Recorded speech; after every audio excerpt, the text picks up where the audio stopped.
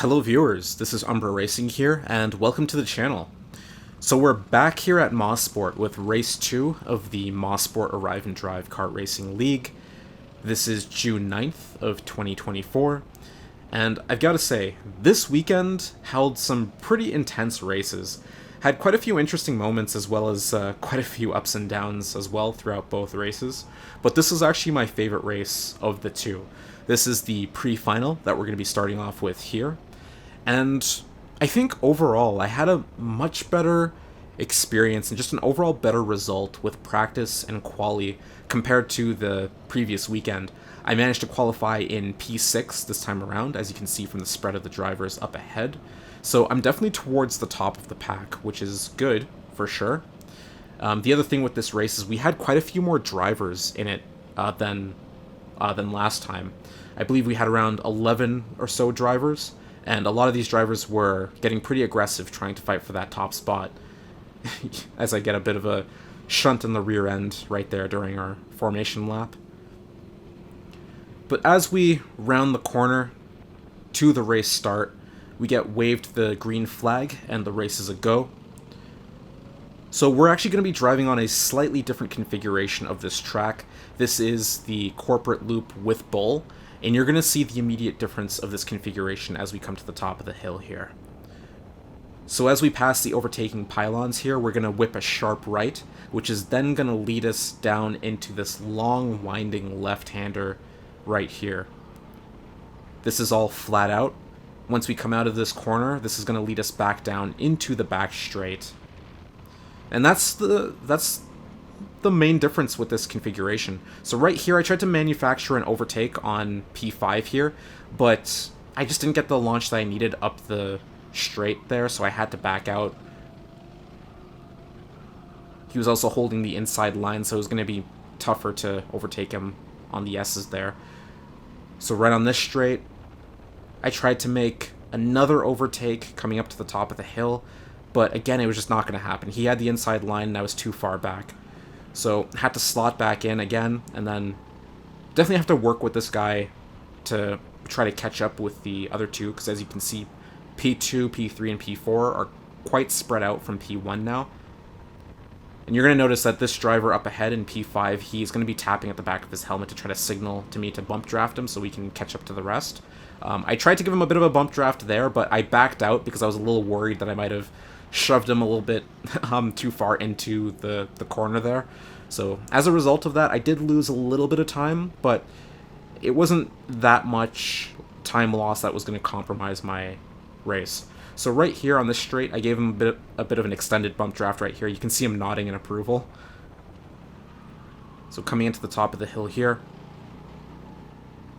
carrying some nice speed out of that corner.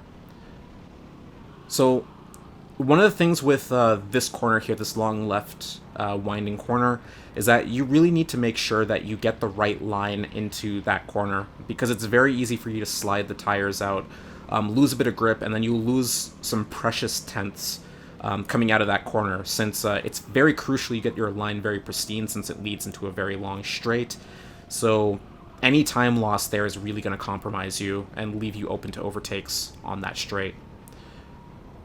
So now as we come into lap 4, I want to draw your attention to the drivers in P4 and P3, the driver with the red suit and the black suit, because right as they come into this left-hander, the red suit driver is going to Max Verstappen the black suit driver off the track and send him straight into the Shadow Realm, and that's going to put me up into P5.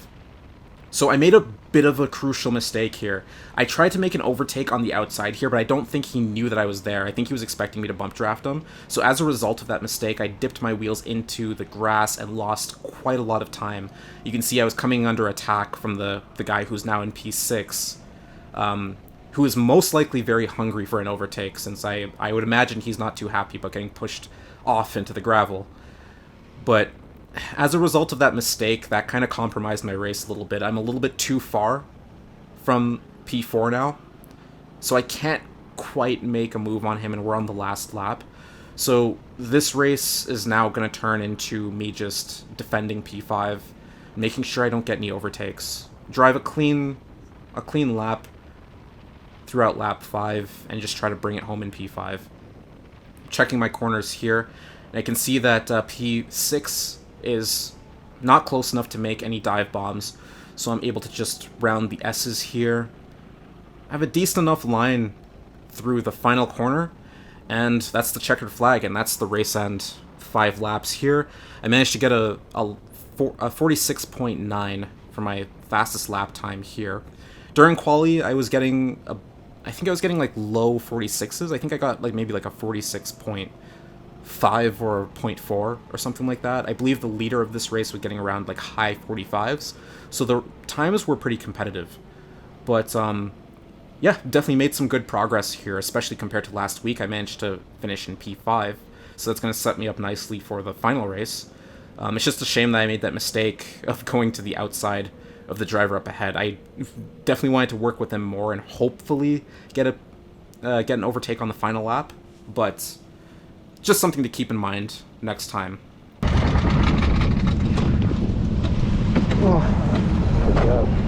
You're fucking quick behind me, man. You're doing good. Yeah, you were too, man. Yeah, no, we're pushing it up. We honestly, if we had a couple other laps, we probably would have caught on to them. For sure, yeah. Yeah, I think, yeah, we just worked together a bit more. Yeah, exactly. And then last couple laps, you have fun, right? But yeah, for sure. Did you do well? On to the final race then. So this is where things start to get a little bit strange. So you'll probably notice that the driver directly in front of me is not actually the same driver that finished ahead of me in the pre-final. That driver is actually currently in P2, as you can see as we round this corner here. So the driver directly in front of me in P4 is actually the race winner of the pre-final. So for some reason, unknown to me, the race winner is starting in P4. And that was something that confused me off the start of this race and also had me a little bit intimidated, since this driver, as well as the driver currently in P1 with the white racing suit, were both incredibly quick. So I was a little bit worried. I was a little bit worried that by the time this race got underway, that this driver would almost immediately start gapping me. But, you know, regardless of that, I really came into this race with one mindset, and that was to get a podium. So all I was really thinking about was that all I needed to do was get 2 positions, right? Easier said than done, but I was just banking on a few factors, either one of the drivers making a crucial error or some of the drivers wiping each other out. As long as I could make one clean overtake, I feel like I could have made that a reality, so I was trying my best not to psych myself out. But we finally get the green flag here, and the race is finally underway, and I get on the throttle as early as possible to make sure I don't drop back, keeping it nice and tight with this group up to the top of the hill here. So on the exit of this corner, I think I accidentally nudged P4 just a little bit, but thankfully I didn't wipe him out. So into the entry of the bowl here, I just make a crucial mistake there. Get a bad entry, bad line through that corner, and you can just see exactly what I was talking about. How making a small mistake through that corner can really compromise your race and make you lose a lot of time. You can just see how that gap has expanded between me and P4 at this point. So as we round the last couple corners here, finishing off lap 1, I am now in a bit of a precarious position now, since I'm not really in slipstream range for P4, so I'm essentially kind of stranded. And sometimes you'll get into this situation where you're kind of just by yourself, and it ends up becoming very difficult to catch up, especially if the drivers up ahead are bump drafting off of each other and pulling themselves further and further away from you. It becomes a bit of a lonely race where you can't really catch up and you're kind of just there by yourself and you're kind of defending. It ends up kind of shifting the paradigm from an attacking race to a defending race. As you can see right there, P6's nose was kind of dipping to the inside there, definitely making his presence known. So I'm kind of diverting my attention more and more towards the back as P4 and the rest of the group start slowly making their way further and further away. So into lap 3 here, just checking my corners, making sure P6 is not there. At this point, I'm just hoping to get some good lap times to try to catch up to P4. He's not that far away, so as long as I can get some clean lines through these corners, this one was not too bad here. I feel like I could definitely catch up, especially since this is a longer race. We got 8 laps here. So Coming into the S's here, you're going to see P6 just makes a bit of a dive bomb up the inside, but I had the inside for the second corner, so he couldn't quite get the move done. So I get to preserve P5 just a little bit longer, but P6 is definitely making his presence known. He's like a hungry shark hunting me down right now, and that's something I have to be very wary about. So at this point in the race, I need to go full defensive and just try to hold off P6 as best as I can. And here, I just make another crucial error, just getting a bad line through the bowl there. There's a bit of contact, P6 going into the back of me as a result of me going a little bit too slow through that corner. So you can just see how the gap between me and P4 is getting bigger and bigger. They're becoming smaller on the screen.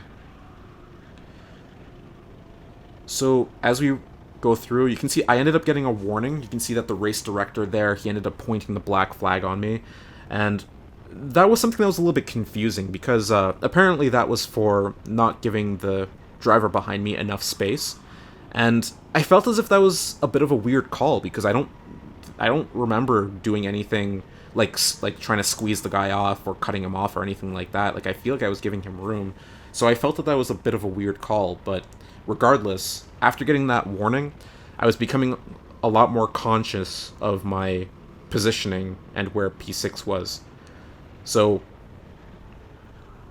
and I ended up getting a very bad line through the S's here, which really compromised my lap time here, setting me further and further back away from P4. You can just see how far away they are now at this point. Catching up to them is all but hopeless.